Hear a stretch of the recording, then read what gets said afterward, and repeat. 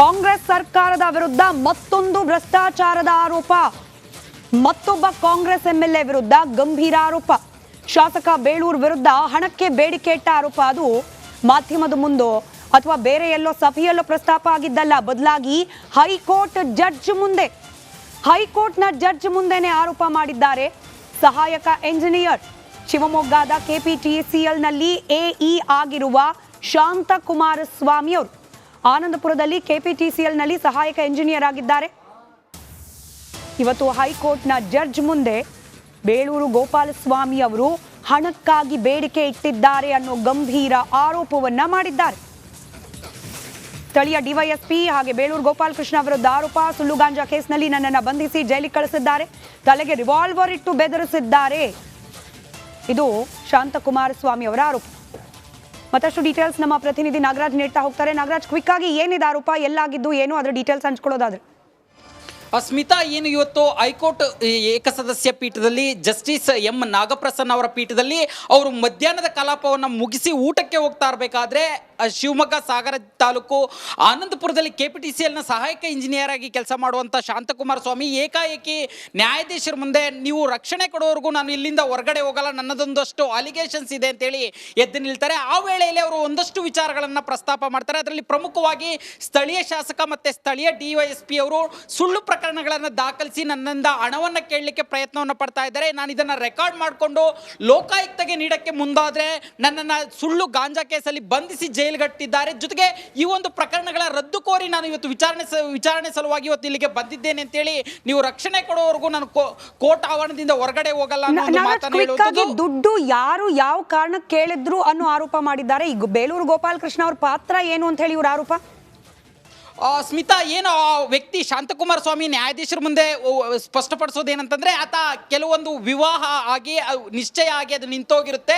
ಇದಕ್ಕೆ ಸಂಬಂಧಿಸಿದಂತೆ ಸುಳ್ಳು ಪ್ರಕರಣ ದಾಖಲಾಗಿರುತ್ತೆ ಸಾಗರದಲ್ಲಿ. ಇದನ್ನ ರದ್ದುಗೊಳಿಸಬೇಕಾದ್ರೆ ನೀನು ನಮಗೆ ಹಣವನ್ನ ಕೊಡಬೇಕು ಅಂತಂತೇಳಿ ಬೇಲೂರು ಗೋಪಾಲಕೃಷ್ಣ ಹಾಗೆ ಸ್ಥಳೀಯ ಡಿವೈಎಸ್ಪಿ ಕೇಳ್ತಾ ಇದ್ರು. ಇದನ್ನ ರೆಕಾರ್ಡ್ ಮಾಡ್ಕೊಂಡು ಲೋಕಾಯುಕ್ತ ಪೊಲೀಸರಿಗೆ ಕೊಡಕ್ಕೆ ಹೋದಾಗ ನನ್ನ ಮೇಲೆ ಸುಳ್ಳು ಕೇಸ್ ಮತ್ತೊಂದು ಗಾಂಜಾ ಕೇಸ್ ದಾಖಲಿಸಿ ಜೈಲಿಗೆ ಹಾಕಿದ್ರು ಅಂತೇಳಿ ಮಾಹಿತಿ ಕೊಟ್ಟಿರ್ತಾರೆ. ಸ್ಮಿತಾ, ಈ ಪ್ರಕರಣ ಮತ್ತಷ್ಟು ಬೃಹದಾಕಾರವಾಗಿ ಬೆಳೆಯುತ್ತಾ ಗೊತ್ತಿಲ್ಲ. ಎನಿವೆ, ಬ್ರೇಕ್ ಮಾಡಿದ್ದೀವಿ ರಿಪಬ್ಲಿಕ್ ಕನ್ನಡದಲ್ಲಿ. ನೋಡೋಣ ಮುಂದೆ ಹೇಗೆಲ್ಲ ತಿರುವನ್ನ ಪಡೆದುಕೊಳ್ಳುತ್ತೆ. ಬೇಲೂರು ಗೋಪಾಲಕೃಷ್ಣ ಅವರ ರಿಯಾಕ್ಷನ್ ಕೂಡ ನೋ ಡೌಟ್ ಪಡೆದುಕೊಳ್ತೇವೆ. ಕಾರ್ಯಕ್ರಮ ಪ್ರಾರಂಭ ಮಾಡೋಣ. ಚರ್ಚೆಯಲ್ಲಿ ಕಾಂಗ್ರೆಸ್ ವಕ್ತಾರರು ಸ್ವಾತಿ ಚಂದ್ರಶೇಖರ್, ಬಿಜೆಪಿ ವಕ್ತಾರರು ಎಚ್.ಎನ್. ಚಂದ್ರಶೇಖರ್, ಜೆಡಿಎಸ್ ವಕ್ತಾರರು ಪ್ರದೀಪ್ ಕುಮಾರ್ ಅವರು, ಹಿರಿಯ ಪತ್ರಕರ್ತರು ಹಾಗೆ ರಾಜಕೀಯ ವಿಶ್ಲೇಷಕರು ಸಮೀವುಲ್ ಹಸರ್ ಇದ್ದಾರೆ. ಹಾಗೆ ಹಿರಿಯ ವಕೀಲರಾದ ಸುನೀಲ್ ಕುಮಾರ್ ಅವರು ಕೂಡ ಜಾಯಿನ್ ಆಗಿದ್ದಾರೆ. ಸ್ವಾತಿ ಅವರೇ, ಆಕ್ಚುಯಲ್ ಸಬ್ಜೆಕ್ಟ್ ಹೋಗೋಕೆ ಮುಂಚೆ ಇದೊಂದಕ್ಕೆ ರಿಯಾಕ್ಷನ್ ಕೊಟ್ಬಿಡಿ. ಅಂದ್ರೆ ಮೂಡ ವಾಲ್ಮೀಕಿ ಅದೆಲ್ಲ ಆಗ್ತಿತ್ತು. ಈಗ ಮದುವೆ ವಿಚ್ಛೇದನ, ಇಲ್ಲೂ ಕೂಡ ಲಂಚ, ಇಲ್ಲೂ ಕೂಡ ಹಣ, ಅಂದ್ರೆ ಆರೋಪನೇ ಇರ್ಬೋದು, ಮುಜುಗರ ಅಲ್ವೇನ್ರಿ? ಸ್ಮಿತಾ ಅವರೇ, ಇವಾಗ ನೀವು ಹೇಳ್ತಾ ಇದ್ರಿ ರಿಪಬ್ಲಿಕ್ ಕನ್ನಡದಲ್ಲಿ ನಾವು ಬ್ರೇಕ್ ಮಾಡಿದೀವಿ ಅಂತ. ನಾನು ರಿಪಬ್ಲಿಕ್ ಕನ್ನಡದಕ್ಕೆ ಮತ್ತೊಂದು ರಿಕ್ವೆಸ್ಟ್ ಅನ್ನ ಕಳಿಸ್ತಾ ಇದ್ದೀನಿ. ಈಗಷ್ಟೇ ನಿಮ್ಮ ರಿಪೋರ್ಟರ್ ಮಾತಾಡ್ತಾ ಹೇಳ್ತಾ ಇದ್ರು, ಅವ್ರು ಆಲ್ರೆಡಿ ರೆಕಾರ್ಡ್ ಮಾಡ್ಕೊಂಡಿದ್ದಾರೆ. ಅದನ್ನ ಲೋಕಾಯುಕ್ತ ಪೊಲೀಸ್ಗೆ ಕೊಡಕ್ ಹೋದಾಗ ಅವರ ವಿರುದ್ಧ ಸುಳ್ಳು ಗಾಂಜಾ ಆರೋಪವನ್ನ ವಿಧಿಸಿ ಅವರನ್ನ ಬಂಧಿಸಲಾಗಿತ್ತು ಅಂತ. ದಯವಿಟ್ಟು ತಾವು ಆ ರೆಕಾರ್ಡೆಡ್ ವಿಡಿಯೋ ಏನಿದೆ ಅದನ್ನು ತೆಗೆದು ಜನರ ಮುಂದೆ ತೋರಿಸ್ಬಿಟ್ರೆ ಜನಕ್ಕೂ ಗೊತ್ತಾಗುತ್ತೆ ನಿಜವಾಗ್ಲೂ ಇದರಲ್ಲಿ ಸತ್ಯ ಎಷ್ಟಿದೆ, ಸುಳ್ಳು ಎಷ್ಟಿದೆ ಅಂತ. ಗಾಂಜಾ ಕೇಸ್ ನಲ್ಲಿ ಒಳಗಡೆ ಹೋಗಿರುವಂತಹ ಒಬ್ಬ ವ್ಯಕ್ತಿಯನ್ನ ಇನ್ನೊಂದಷ್ಟು ಅಂಶ ಕೊಡ್ತಾ ಇದ್ದೀನಿ ಸ್ವಾತಿ ಅವರೇ. ಈಗಷ್ಟೇ ಸಿಕ್ಕ ಮಾಹಿತಿಯ ಪ್ರಕಾರ ನಾಳೆ ಇದಕ್ಕೆ ಸಂಬಂಧಪಟ್ಟ ಅಷ್ಟು ಡಾಕ್ಯುಮೆಂಟ್ ಅನ್ನ ಆಚೆ ಇಡ್ತಾರಂತೆ. ನಾನು ಅದಕ್ಕೆ ಹೇಳ್ದೆ ಇದು ಹೆಂಗ್ ಡೆವಲಪ್ ಆಗುತ್ತೆ ಗೊತ್ತಿಲ್ಲ, ನೋಡೋಣ ಅಂತ ಹೇಳಿ. ನಾನು ಕೇಳಿದಿಷ್ಟೇ, ಮುಜುಗರ ಮೇಲೆ ಆರೋಪ ಬರ್ತಿದೆ. ಆರೋಪ ಬಂದ ತಕ್ಷಣ ಮುಜುಗರ ಪಟ್ಕೊಳ್ಳೋದಕ್ಕೆ ನಮ್ದು ಅತಿ ವೀಕ್ ಸರ್ಕಾರ ಅಲ್ಲ, ಭ್ರಷ್ಟ ಸರ್ಕಾರ ಅಲ್ಲ, ನಾವು ನ್ಯಾಯಯುತವಾಗಿ ನಡೆಸ್ತಾ ಇರುವಂತಹ ಸರ್ಕಾರ. ಯಾವುದೇ ಒಂದು ಆರೋಪಕ್ಕೆ ನಾವು ವಿಚಲಿತರಂತೂ ಖಂಡಿತವಾಗ್ಲೂ ಆಗೋದಿಲ್ಲ. ಅಂಡ್ ನಶೆಯಲ್ಲಿ ಆತ ಜಡ್ಜ್ ಮುಂದೆ ಏನ್ ಮಾತಾಡಿದ್ರು ನಮಗೆ ಅದಕ್ಕೆ ಸಂಬಂಧ ಇಲ್ಲ. ನಶೆ ಮಾಡಿದ್ದ ಅಂತ ಗಾಂಜಾ ಕೇಸ್ನಲ್ಲಿ ಅರೆಸ್ಟ್ ಆದಂತ ವ್ಯಕ್ತಿ ಸುಳ್ಳು ಕೇಸ್ನಲ್ಲಿ ಫಿಟ್ ಮಾಡಿದ್ರು ಅಂತ ಆತ ಏನ್ ಬೇಕಾದ್ರೂ ಹೇಳ್ಬೋದು. ಆತ ಒಬ್ಬ ಅಪರಾಧಿಯಾಗಿ ತಾನು ಏನ್ ಬೇಕಾದ್ರೂ ಮಾತಾಡುವಂತಹ ಸ್ವಾತಂತ್ರ್ಯ ಇದೆ. ಆದ್ರೆ ಆರೋಪವನ್ನ ಕಾಂಗ್ರೆಸ್ ಸರ್ಕಾರದ ಮೇಲೆ ಹೊರಿಸಿ ಕಾಂಗ್ರೆಸ್ ಸರ್ಕಾರ ಇದಕ್ಕೆ ಉತ್ತರ ಕೊಡಬೇಕಾದಾಗ ಇದಕ್ಕೆ ಭಿನ್ನವಾಗಿ ಮಾಧ್ಯಮ ನೋಡಬಾರದು ಅಂತ ನಾನು ಹೇಳೋದಕ್ಕೆ ವಿಚಲಿತ ಆಗಲ್ಲ. ಸರ್ಕಾರದಲ್ಲಿ ಯಾರ ಮೇಲೆ ಏನೇ ಆರೋಪ ಬಂದ್ರು ಅಂತ ಹೇಳಿ ಸ್ವಾತಿ ಅವರು ಹೇಳ್ತಿದ್ದಾರೆ.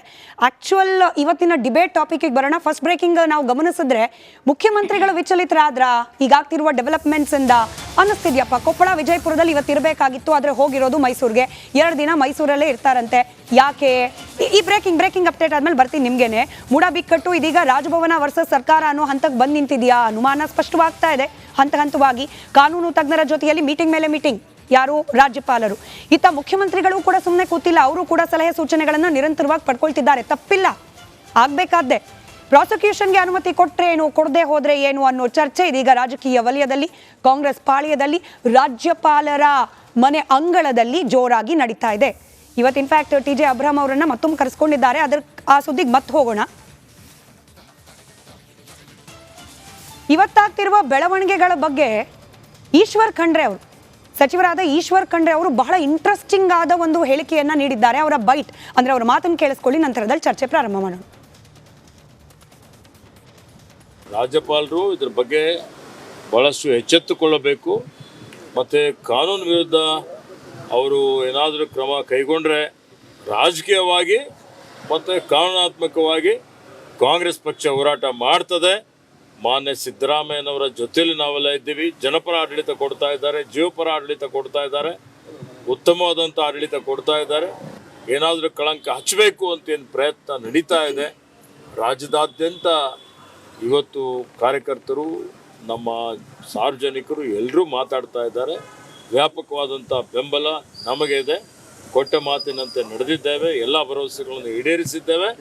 ಇವರೇನು ಮಾಡಿದ್ರು, ತಿಪ್ಪರ್ಲಾಗ ಹಾಕಿದ್ರು, ಕಾಂಗ್ರೆಸ್ ಪಕ್ಷದ ಸರ್ಕಾರಕ್ಕೆ ಯಾವುದೇ ರೀತಿಯ ಧಕ್ಕೆ ಬರಲಿಕ್ಕೆ ಸಾಧ್ಯನೇ ಇಲ್ಲ. ಸಂಯೋಲ ಸರ್, ನಿಮ್ಮನ್ನು ಕೇಳ್ತೀನಿ.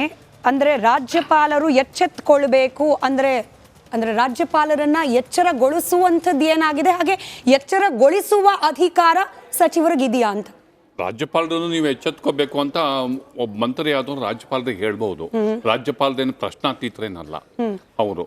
ಇಲ್ಲಿ ಎಚ್ಚೆತ್ಕೋಬಹುದು ಅಂತಂದ್ರೆ ಒಂದು ಪೊಲಿಟಿಕಲ್ ಪಾರ್ಟಿಗೆ ಸೇರಿದಂತಹ ಲೀಡ್ರು, ಅವರ ಲೀಡ್ರಿಗೆ ಕಾನೂನಿನ ಕುಣಿಕೆಯನ್ನು ಹಾಕೋದಕ್ಕೆ ಹೋದಂಥ ಸಂದರ್ಭದಲ್ಲಿ ನೀವು ಎಚ್ಚರಿಕೆಯಿಂದ ವರ್ತಿಸಬೇಕು ಅಂತ ಹೇಳುವಂಥದ್ದು ಸಾಮಾನ್ಯವಾದಂತಹ ಒಂದು ಸ್ಟೇಟ್ಮೆಂಟ್ ಅಷ್ಟೇ. ಅದಕ್ಕಿಂತ ಹೆಚ್ಚು ಇಂಪಾರ್ಟೆನ್ಸ್ ಇದೆ ಅಂತ ನನಗೆ ಅನಿಸಲ್ಲ.